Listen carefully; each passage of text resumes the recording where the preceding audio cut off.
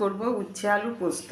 তো উচ্ছেটাকে এরকম লম্বা করে কেটে নিলাম, দিয়ে ভেতরে দানাটাকে বাদ দিয়ে দিয়েছি, সেই সাথে আলুটাকেও এরকম লম্বা করে কেটে নিয়েছি। প্রথমে উচ্ছে আর আলুটাকে ভেজে নেব।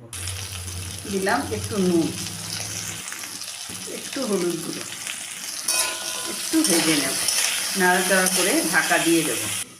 দিলাম বড় চামচের 1 চামচ পোস্ত, সেই সাথে খুব সামান্য একটু হলুদ, সর্ষে নিলাম, একটা কাঁচা লঙ্কা। এটা এখন একটা পেস্ট বানিয়ে নেব।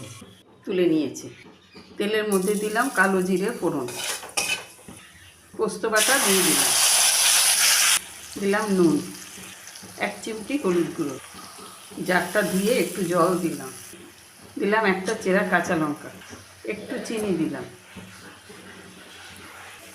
উচ্ছে দিয়ে একটু রেডি হয়ে গেল উচ্ছে পোস্ত।